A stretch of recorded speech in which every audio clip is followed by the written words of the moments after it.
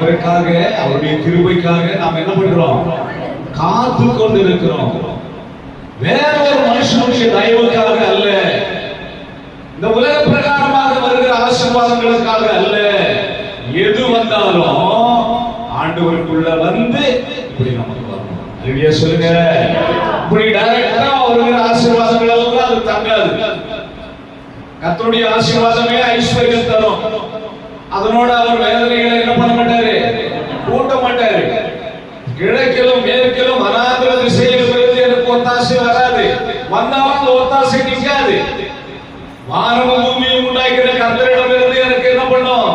ஒத்தாசை வரும். அந்த கிருபைக்காக என் ஆண்டவர் ஆசீர்வதித்தால் ஒழிய நான் இந்த இடத்தை விட்டு என்ன பண்ண மாட்டேன்? போக மாட்டேன். கர்த்தர் அவருடைய பிள்ளைகள் மேலே பிரியமாயிருக்கிறார். எதனால அப்படின்னு சொன்னா, அவருடைய பிள்ளைகள் அவருடைய கிருபைக்காக காத்திருக்கிறார்கள். என் பலத்தினால என்னால் மேற்கொள்ள முடியும், என் சாமர்த்தியத்தினால நான் ஜெயிக்க முடியும், என் பணத்தினால நான் ஜெயிக்க முடியும் அப்படி என்று நாம் சொல்வோமாகில் ஆண்டவர் நம்ம மேல என்ன பண்ண மாட்டாரு? இதயமா இருக்க மாட்டாரு.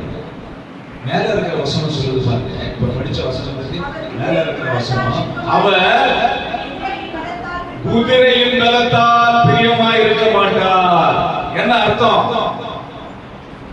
நம்ம கிட்ட இவ்வளவு குதிரை இருக்குது, இவ்வளவு ராணுவம் இருக்குது, இத வச்சு நம்ம கோலியாத்தை ஜெயிச்சிடலாம் அப்படின்னு சொல்லி நினைச்சு சவுல் ராஜா தோத்து போயிட்டே இருந்தார். ரெடியா சொல்லுங்க, தோத்து போயிட்டே இருந்தார்.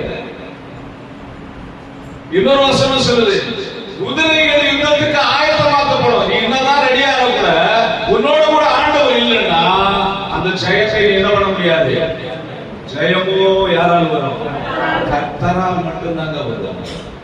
நான் இல்ல, என் பலன் இல்ல, என்னுடைய தாளம் இல்ல, எல்லாம் உம்முடைய கிருபை. ஒரு சொல்றாரு, நான் ராணுவத்தோடு வரல, ஆனா சேனைகளின் கர்த்தருடைய ராணுவத்தோடு வர்றேன். அந்த சேனைகளுடைய கர்த்தருடைய ராணுவம் இருக்குதா? இல்ல, எனக்குள்ளே இருக்கிறவர்.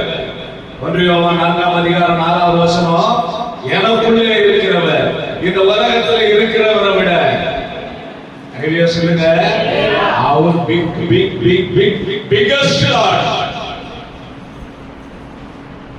மிகப்பெரிய தேவன். வசனம் சங்கீதத்தில் சொல்லி இருக்குது பாருங்க. நம்முடைய ஆண்டவர் 5வது வசனம், பெரியவரும் மகா பலனுள்ளவனுமாய் இருக்கிறார். ஐயா சொல்லுங்க, முடியாது என்கிற அகராதியிலே இல்ல வார்த்தை. முடியாது என்கிற வார்த்தை அவருடைய அகராதியில இல்லவே இல்லை. என் தேவன் திறந்தால் அதை யாரும் என்ன பண்ண முடியாது? பூட்டவே முடியாது. பூட்டி பார்த்தாலும் அது லாக் ஆகாது. லாக்க ஓபன் பண்ணிட்டாருன்னா திருப்பி நீ எந்த சாவியை கொண்டு வந்து பூட்டினாலும் என்ன பண்ண முடியாது? பூட்ட முடியாது. ஓபன் பண்ணிட்டாரு, இப்படி பூட்ட முடியாது. அவர் பூட்டி வச்சிருக்க திறக்கணும்னு நினைச்சாருன்னா யாராலையும் அதை தடை பண்ணவே முடியாது. உள்ள இருக்கிற பேருல சிறைச்சாலை காவலா இருக்கிற சங்கிலிகள் என்ன பண்ணப்பட்டது? சங்கிலிகள் என்ன பண்ணப்பட்டது? அறுத்து திருப்பி கிடக்கிறது. அல்லேலூயா. தேவன் அருள்பண்ணணும்னு நினைச்சாருன்னா உன் தடைகளை உடைக்கணும்னு நினைச்சாருன்னா அவர் உடைச்சு. ஆண்டவர் எப்படிப்பட்டவர்? பெரியவரும் மகா பலனுள்ளவர். அவருடைய பலத்துக்கு நிகரான பலன் இந்த உலகத்தில் ஒருத்தருக்கே இல்லை. அதனால அந்த பக்தன் அப்படி பண்ணாரு. உலகத்தில் தெய்வங்கள் உண்டென்று சொல்வதெல்லாம் சும்மாங்க, இயேசு கிறிஸ்து ஒருவரே மெய்யான தெய்வமுங்க, ஜனங்களின் பாவத்தை நீக்கி ரட்சிக்க வந்த தெய்வமுங்க. வேற யாராலையும் ஒரு மனுஷனை என்ன பண்ண முடியாது? ரட்சிக்க முடியாது. ஒரு மனுஷனை அழிக்கலாம். அவரே சொல்றாரு, சரீரத்தை கொல்ல வல்லவருக்கு என்ன பண்ணாதீங்க, பயப்படாதீங்க அப்படின்றாரு. சரீரத்தை ஒருத்தனுக்கு கொல்ல முடியும், என் உயிரை ஒருத்தனுக்கு எடுக்க முடியும், ஆனா என் ஆத்மாவை யாராலையும் என்ன பண்ண முடியாது? கெடுக்க முடியாது, அதை அழிக்க முடியாது. என் ஆத்மா ஆண்டவருக்கு உத்தரவாதம். குதிரையினுடைய பலத்துல அவர் என்ன பண்ண மாட்டாரு, பிரியப்பட மாட்டாரு. வீரனுடைய கால்களில அவர் பிரியப்பட மாட்டாரு. அப்போ என்னுடைய பலத்தினாலே, என்னுடைய பணத்தினாலே, என்னுடைய அறிவினாலே, என்னுடைய ஜனத்தினாலே இது ஆகும் அப்படின்னு சொல்லி நினைச்சோம்னா அது ஆகாதுங்க. அதுல அவர் பிரியவும் பட மாட்டாங்க. அப்படி முயற்சி எடுக்கிறவர்களுடைய வாழ்க்கையில அவர் பிரியப்பட மாட்டாங்க. அதுதான் அந்த வசனம் சொல்லுது, குதிரையினுடைய பலத்துல கர்த்தர் பிரியப்படுகிற தேவன் அல்ல, தமக்கு பயந்து அவருடைய கிருபைக்கு காத்திருக்கிறவர்கள் மேல கர்த்தர் பிரியமாக இருக்கிறார். அவர்கள் மேல பிரியமாக இருக்கிறார். எப்போ உங்கள் மேல பிரியமா இருக்கிறார்? நீங்கள் அவருக்காக நிற்கிற போது, நீங்கள் அவரை சார்ந்து இருக்கிற போது, நீங்கள் அவருக்கென்றே நியமிக்கப்பட்டவர்கள். ஆண்டவர் நம்ம சும்மா யாராலும் தெரிஞ்சுக்கல, அவருக்கென்று தமக்கென்று தெரிந்து கொண்டார். சொல்லுங்க, அவருடைய பிள்ளைகளாக தமக்கு சொந்த ஜனங்களாக தெரிந்து கொண்டார் என்று எழுதியிருக்கிறது. அப்புறம் அடுத்த வசனம் வாசிக்கிறோம், 12வது வசனம். எருசலேமே கர்த்தரை ஸ்தோத்திரி, சீயோனே உன் தேவனை துதி. 13வது வசனம், அவர் வாசல்கள், அவர் உன் வாசல்களில் தாழ்பால்களை வேலைப்படுத்தி. நம்ம எல்லாம் என்ன புரிஞ்சுக்குவோம் அந்த வசனத்தை? பெரிய குள்ள போட்டு வரோம் நம்ம வாசல்ல, என்ன பண்ண நினைக்கிறோம்? ரெண்டு, முதல்ல எதுல பிரியப்படுவார் எழுதியிருக்குது. எதுல பிரியப்படுவார்? அவருக்கு காத்திருக்கிறவர்கள் மேல கர்த்தர் பிரியமா இருக்கிறார். எதுல பிரியப்பட மாட்டார்? நம்முடைய பலத்தை நம்ம சார்ந்து இருக்கும் போது கர்த்தர் பிரியப்பட மாட்டார். இங்க சொல்றாரு, அவர் உன் வாசல்களில் தாழ்பால்களை என்ன பண்றாரு? பலப்படுத்தி உன்னிடத்தில் இருக்கிற உன் பிள்ளைகளை ஆசீர்வதிக்கிறார். அந்த வசனத்தினுடைய அர்த்தம் என்ன? ஆண்டவருடைய சமூகத்துல நைட்டு 3:30 மணிக்கு ஜெபம் பண்ணேன். ஆண்டவரே இதை வெளிப்படுத்தி இன்னைக்கு இந்த சங்கீதத்தை தியானிக்க போறோம், எனக்கு சொல்லிக் கொடுங்க ஆண்டவரே அப்படின்னு சொல்லி. நம்முடைய வாசல் என்பது நம்முடைய இருதயம். ரேடியோ சொல்லுங்க, நம்ம வீட்டுக்கு கூட்டு போறோமே அப்படின்னு திங்க் பண்ணாதீங்க. நம்முடைய வீட்டுக்கு கூட்டு போறதை பத்தி நம்ம பெரிய பெரிய கூட்டு செக்யூரிட்டி வச்சு கேமரா வச்சு எல்லாம் பாத்துக்கலாம், வீட்டுல இருக்கிற பொக்கிஷங்களை பாதுகாக்க. ஆனா நம்ம இருதயத்தில் இருக்கிற பொக்கிஷத்தை நம்மளால என்ன பண்ண முடியல, பாதுகாக்க முடியல. ஏன் என்று சொன்னால் நீதிமொழிகள் 4ஆம் அதிகாரத்தில் எழுதி இருக்கிறது, எல்லா காவலர்களும் இருதயத்தை என்ன பண்ணு, காவல் பண்ணு எழுதி இருக்குது. அந்த வசனத்தை நினைவுட்டார். அப்ப காவல் பண்ண வேண்டியது என் வீட்டை இல்ல, என் இருதயத்தை அப்படின்னு ஆண்டவர் பேசுறார். என் இருதயத்தை நான் பலப்படுத்தி பாதுகாப்பாக வைத்தா என் இருதயத்துக்குள்ள இருந்து பொல்லாத சிந்தனைகள் எழும்பாது, தேசியம் எழும்பாது, விபச்சாரம் எழும்பாது, விக்கிரக ஆராதனை எழும்பாது, பொருளாசை எழும்பாது. இருதயத்துக்குள்ள இருந்து புறப்பட்டு வரும்னு சொல்லி எழுதிருக்கு இல்லையா? இந்த இருதயத்துக்குள்ள இருந்து புறப்படுகிற இந்த சிந்தனைகள் எல்லாம் எழும்பாது. இந்த சிந்தனைகள் எல்லாம் எப்ப எழும்புனான்னா, நம்ம வாசல நம்ம சரியான பாதுகாப்பு இல்லாம நம்ம இருதயத்தை திறந்து விட்டு இருக்குது. இருதயத்தை திறந்து விட்டு இருந்தோம்னா இருதயத்துல பிசாசு உள்ள போய் குடியிருந்து ஆண்டவருடைய பிரசன்னத்தை வெளியே அனுப்பிச்சிடுவோம். ஆண்டவர் ஆட்டோமேட்டிக்கா வெளியே போயிடுவார். இந்த இருதயத்தை நம்ம காவல் பண்ணணுமா? ஏன்னு சொல்லி சொன்னா எல்லா காவல்களும் இருதயத்தை காத்துக்கணும். அதுல இருந்து என்ன புறப்படும்? என்ன புறப்படும்? ஜீவ ஊற்று புறப்படும். இந்த ஜீவ ஊற்று தான் உன்னுடைய வாழ்க்கையை ஆசீர்வதிக்கிற ஊற்று.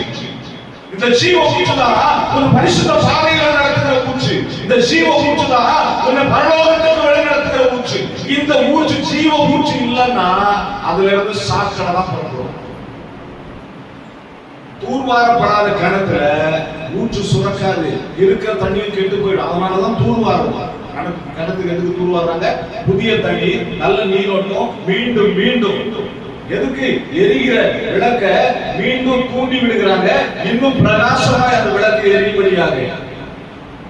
நீங்க புரிஞ்சுக்கணும்னு நினைக்கிறேன். அடிக்கடி ஆண்டவர் அவருடைய பிள்ளைகளுக்கு சிக்ஷைகளையும் சோதனைகளையும் அனுமதிக்கிறதுடைய காரணமே இதுதான். கர்த்தருடைய பிள்ளைகளை இன்னும் பிரகாசம் அடைய செய்யணும், இன்னும் ஆசீர்வாதம் அடைய செய்யணும். அதனால ஒரு சில சோதனைகளை அவர் அனுமதிக்கிறார். அந்த சோதனையிலே இன்னும் தேவ சமூகத்தை நம்ம நாடணும், இன்னும் நம்ம தெரிந்து கொள்ளணும் அப்படின்னு சொல்லி ஆண்டவரை புரிந்து அவருடைய பிள்ளைகளை அவர் அழிப்பதற்காக, தண்டிப்பதற்காக சிக்ஷிப்பதில்லை. நல்லா புரிஞ்சுக்கங்க. இளையகுமாரன், அப்பா நான் உங்க விட்டு போக போறேன், எனக்கு ஆசீர்வாதம் வாரிசுல பங்கு வேணும்னு சொல்லி சொன்ன உடனே அவர் பங்கை கொடுத்துடுறாரு. பங்கை கொடுத்துட்டு அவன் போயிட்டு உடனே அவன் போய் அவனுடைய பணத்தை செலவழிக்கிறான். வீணான சிந்தையில பாவமான வாழ்க்கையில தன்னை கெடுத்துக் கொள்கிறான். ஆனா அப்பாவுடைய எண்ணம் தெரியுமா? இவன் என்னைக்காவது ஒரு நாள் என்ன பண்ண போறான்? திரும்பி வரப்போறான். அதற்காக அவன் வருகிற வழியை நான் பார்த்து கொண்டு நான் உட்கார்ந்து இருப்பேன், எதிர்பார்த்து கொண்டு இருப்பேன். அதுதான் அப்பாவுடைய எண்ணம். எப்பவுமே ஆண்டவர் அவருடைய பிள்ளைகளை சிக்ஷிக்கிறார், தண்டிக்கிறார் சொன்னா அழிப்பதற்காக அல்ல, அவர்கள் இன்னும் கிட்டி சேர்த்துக் கொள்வதற்காக, அவர்கள் திரும்புவதற்காக, அவர்கள் இன்னும் ஆயத்தப்படுவதற்காக. எப்பவுமே நம்ம தவறாதான் புரிஞ்சுக்கிறோம். சிக்ஷிக்கிற தேவன், தகப்பன் சிக்ஷியாத புத்திரன் உண்டோ?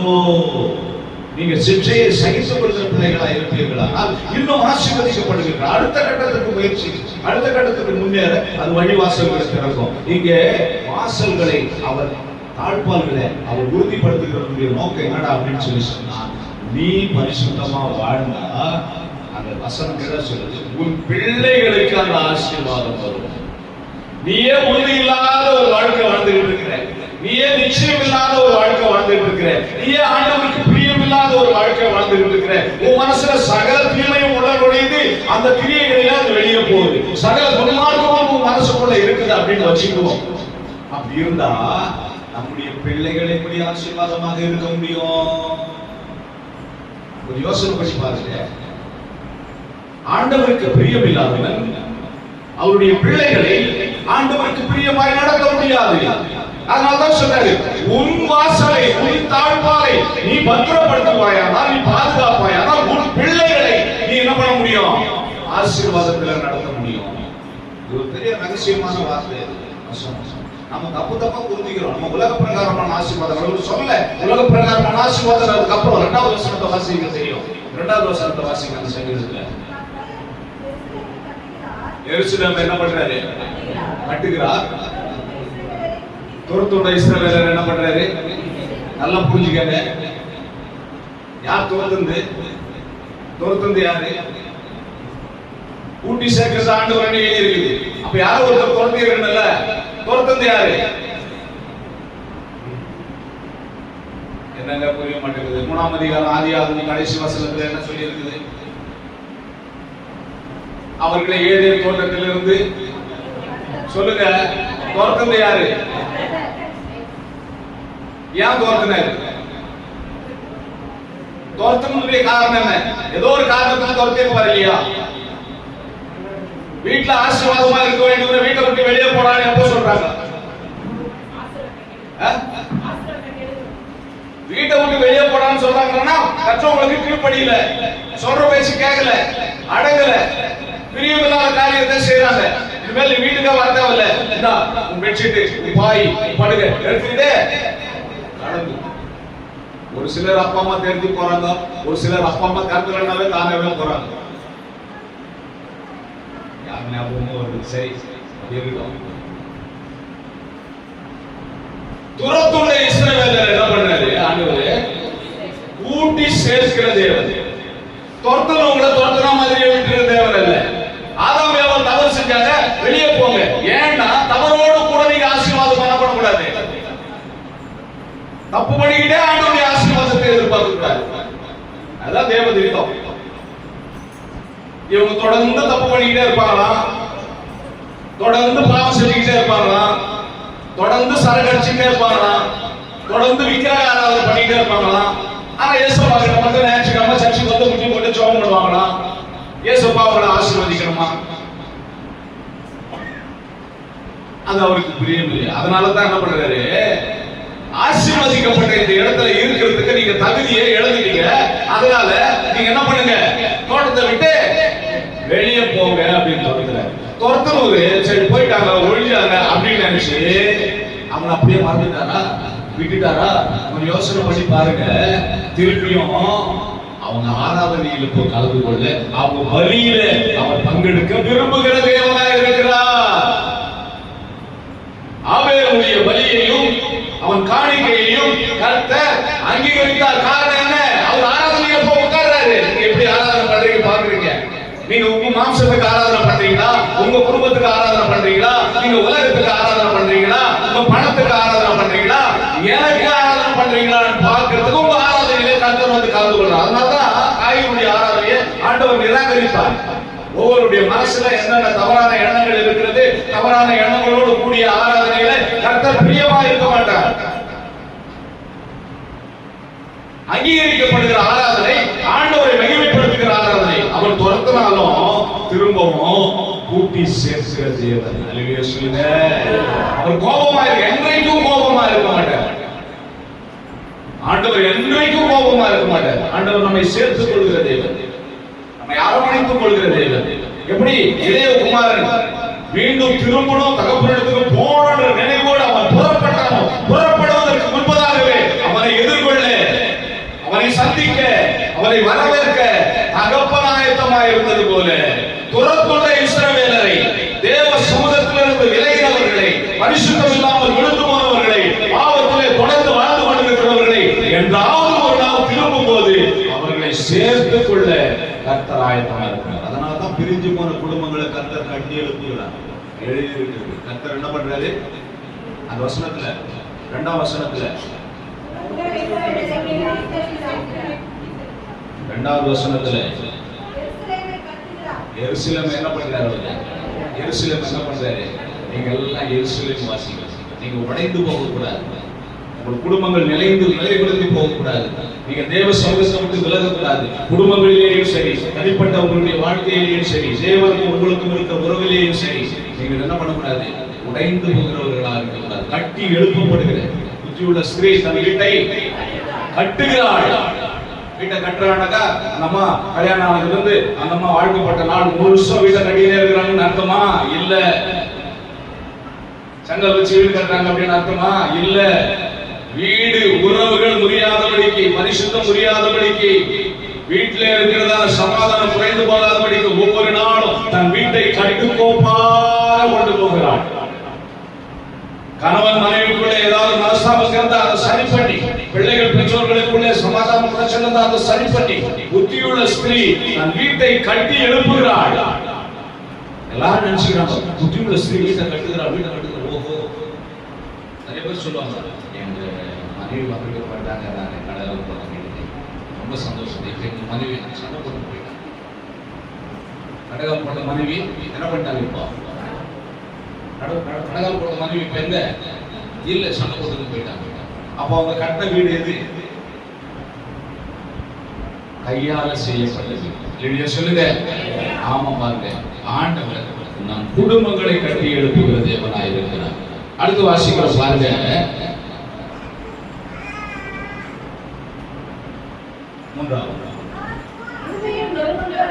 இருதயம் நொறுங்குண்டவர்களை கர்த்தர் என்ன பண்றாரு?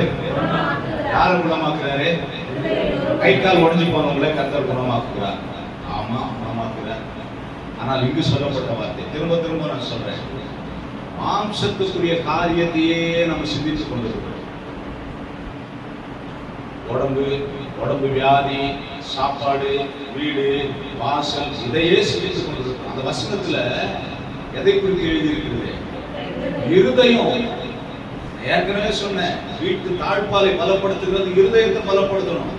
எதை காவல் பண்ணணும்? நீதிமொழிகள்ல சொல்லி இருக்குது, இருதயத்தை காவல் பண்ணணும். இங்க இந்த இருதயம் எப்படிப்பட்ட இருதயமா இருக்குது? நொறுங்கி போன இருதயமா இருக்கு.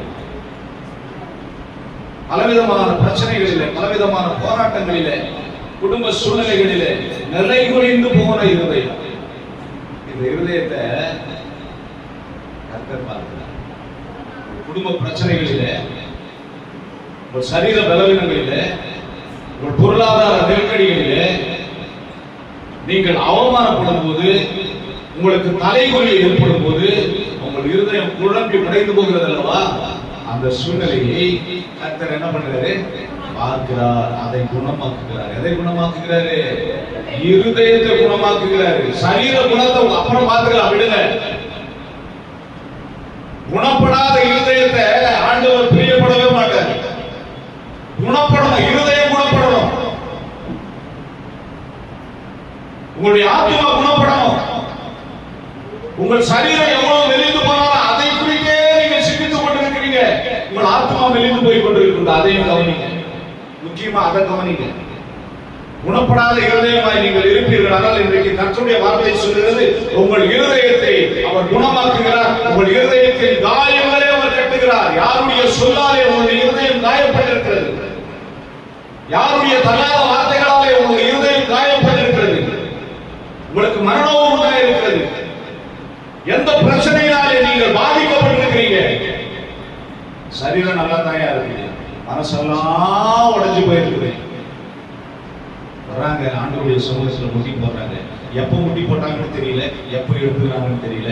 அதே தண்ணீர் மாலை மாலையாக ஊற்றுகிறது. தேம்பி தேம்பி தேம்பி தேம்பி அழுது கொண்டிருக்கிறார்கள். ரொம்ப நேரமா ஆசாரியை கவனித்துக் கொண்டே இருக்கிற என்னமா கண்ணி போட்டு வந்து ஜெபம் பண்ணிட்டு இருக்கீங்க. வெளியே சொல்லுங்க, நாளுடைய கண்ணீரை கண்ட தேவன் ஆகாருடைய கண்ணீரையும் காண்கிற தேவன், எசேக்கியா ராஜாவுடைய கண்ணீரை காண்ட தேவன்.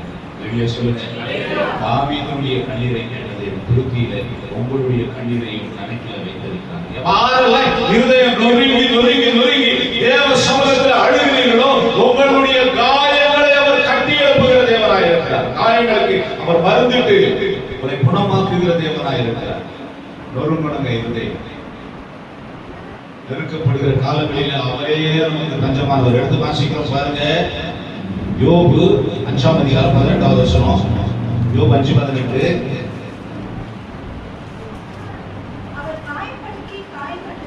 அவர் காயப்படுத்தி காயம் கட்டுகிற தேவன். எதுக்கு காயப்படுத்துறாரு? முதல்ல நான் ஏற்கனவே சொன்னல, அவரே தான் தோர்த்துவாரு, அவரே தான் திருப்பி உங்களை கூட்டி சேர்த்துவாரு. எதுக்கு தோர்த்துறாரு? கீழ்ப்படியிலன்னா தோர்த்துறாரு. அல்லேலூயா சொல்லுங்க. எடுத்துட்டு போப்பா, அந்த சொத்துல எடுத்துட்டு போப்பான்னு தட்டி விட்டாரு. அவன் ஓடி போயிட்டான். சொத்துல ஆகி போச்சு, மனமெல்லாம் ஆகி போச்சு, அவன் சரீரத்தில் பலனும் குறைஞ்சு போச்சு, அவனுடைய வாழ்க்கையே தாறுமாறாகி போச்சு. ஆனா சிந்தனை செய்தான், தகப்பனிடத்துல நல்ல போஜனம் உண்டு, வேலைக்காரர்களும் திருப்தியா இருக்கிறார்கள். அல்லேலூயா சொல்லுங்க. நீங்க புத்திர சுவிகாரர்கள், நீங்கள் கர்த்தராலே தெரிந்து கொள்ளப்பட்டவர்கள், கர்த்தராலே அழைக்கப்பட்டவர்கள். பாருங்க, நமக்கு சோதனைகள் வருகிறது, நமக்கு கண்ணிகள் வருகிறது. அந்த சோதனை ஊராய் ஆண்டவர் நம்மை உயர்த்த திட்டம் வைத்திருக்கிறார் என்று சொல்லி புரிந்து கொள்ளுங்கள். ஒரு பாவமும் அறியாதவர் தகப்பனை நேசித்த காரணத்துக்காக சகோதரர்களாலே பகைக்கப்படுகிறார். யோசிச்சு, தகப்பனை நேசிக்கிறார். எடுத்து வாசிங்க, ரோமர் 8:28. ரோமர் 8:28 எடுத்து வாசிங்க. அழைக்கப்பட்டவர்களாய் தேவனிடத்தில் அன்பு கூறுகிறவர்களுக்கு சகலம் நன்மைக்கு ஏதுவாக நடக்கிறது என்று அறிந்திருக்கிறோம். ஆதியாகமம் 37வது அதிகாரம் 4வது வசனத்தை வாசிக்கலாம்.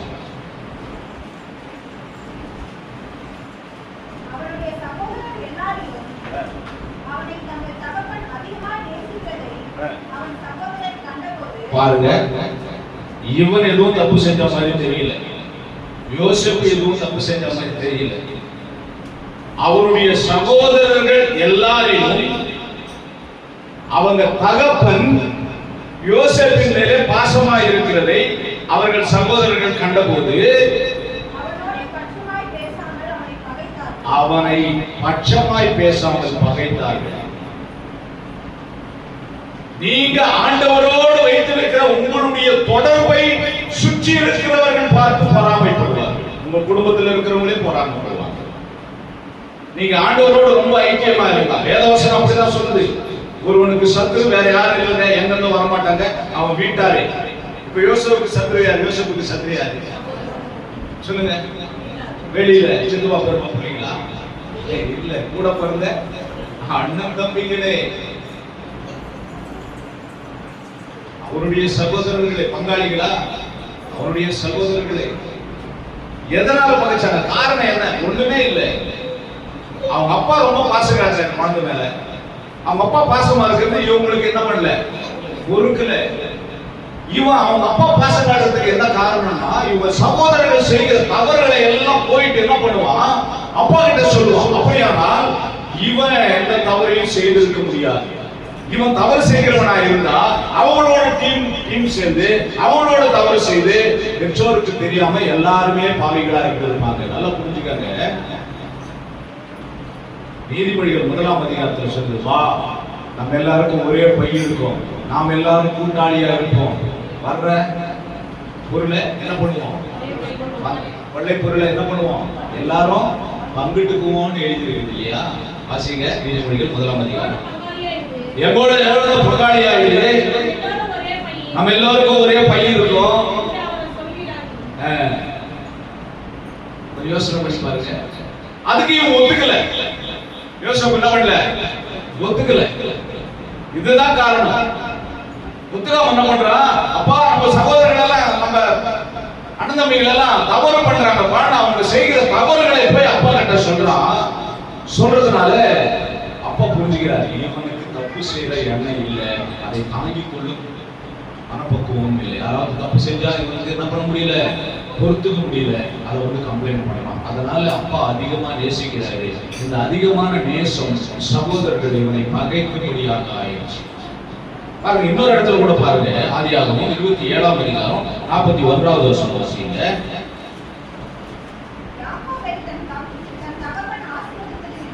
யாக்கோபை தன் தகப்பன் ஆசீர்வதித்தது நிமித்தம் ஏசா யாக்கோபை என்ன பண்ணாராம், பகைத்தார்.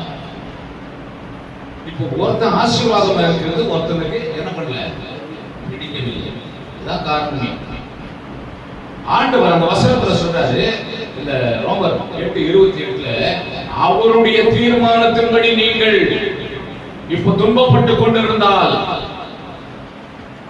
இப்ப நீங்க சோதனைகளை சகித்துக் கொண்டிருந்தால், இப்ப நீங்க அவருடைய கிருபைக்காக காத்துக் கொண்டிருந்தால், ஆண்டவரே இன்னும் எத்தனை நாள் நான் இப்படிப்பட்ட பாடுகளை அனுபவிக்க வேண்டும் என்று சொல்லி வேதனையோடு இருந்தால், அந்த வசனம் சொல்கிறது, நீங்கள் பாக்கியவான்கள், உங்களுக்கு சகலமும் என்னாகும், நன்மைக்கு ஏதுவாக நடக்கும். ஆதியாகமம் 50வது அதிகாரம் 20வது வசனத்தை வாசிங்க.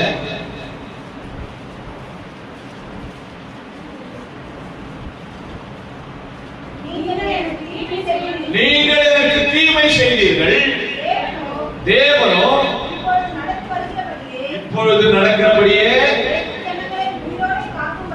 எல்லா ஜனங்களையும் வெகு ஜனங்களையும் உயிரோடு காக்கும்படிக்கு அதை எனக்கு நன்மையாக முடிய பண்ணினார். அல்லேலூயா சொல்லுங்க.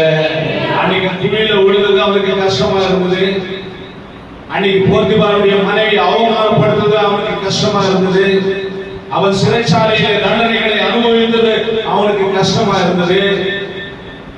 ஆனால் அவன் தேவனுடைய தீர்மானத்தின்படி வழி நடத்தப்பட்டான். பிற்பாடுதான் புரிஞ்சது, இப்படி எல்லாம் நம்ம கஷ்டப்பட்டதுக்கு ஒரு காரணம் இருக்கு. இப்போ வெகு ஜனங்களை நாம் ஆசீர்வாதமான பாதையில் நடத்தும்படிக்கு தேவன் நம்மை இப்படிப்பட்ட சோதனைகளின் வழியே நடத்தினார் என்று அறிந்து கொள்ளலாம். வெளியே சொல்லுங்க. நீங்க உங்க குடும்பத்தை ஆசீர்வாதமாக நடத்துவதற்கு, உங்கள் பிள்ளைகளை ஆசீர்வாதமாக நடத்துவதற்கு, இப்படிப்பட்ட சோதனைகளின் வழியாய் தேவனுடைய ராஜ்யத்துக்குள்ள நீங்கள் பிரவேசிப்பது என்றதாக இருக்கிறது. அப்ப உங்களுக்கு வருகிற துன்பங்களிலும் உங்களுக்கு வருகிற பாடங்களிலும் நிச்சயமாக ஒரு திட்டமும் தீர்மானமும் தேவன் வைத்திருக்கிறார். அதுதான் வசனம் சொல்லுது, அவருடைய தீர்மானத்தின்படி அழைக்கப்பட்டவர்களாய் நீங்கள் தேவனிடத்தில் அன்பு கூறுகிறவர்களாக இருந்தால் உங்களுக்கு நடக்கிறது சகலமும் யோசேப்புக்கு நடந்தது போல. சிறையில் இருந்தவன் சிங்காசனத்துக்கு கொண்டு போகப்படுகிறான். வெளியே சொல்லுங்க, இன்னைக்கு சிறையில் இருக்கிறீர்களா? உங்களை சிங்காசனத்துக்கும் கொண்டு போக தேவனால் முடியும். உங்கள் தலையை உயர்த்த தேவனால் முடியும். உங்களுடைய வாழ்க்கையில் புரட்டி போட தேவனால் முடியும். ஏன்னு சொல்லி சொன்னா, அவர் பெரியவர், மகா பெரியவர். அவரால் முடியாத ஒரு காரியமே இல்லை. நீங்க செய்ய வேண்டியது என்ன தெரியுமா? முதல் வசனத்துல வாசிங்க, சங்கீதம் 147 முதல்ல, சங்கீதம் 147 வாசித்த அதிகாரத்தில், கர்த்தரை துதியுங்கள், நம்முடைய தேவனை கீர்த்தனம் பண்ணுவது நல்லது, துதித்தலே, நல்லா புரிஞ்சுக்கங்க, துதித்தலே இன்பமும். ஆமா பாருங்க,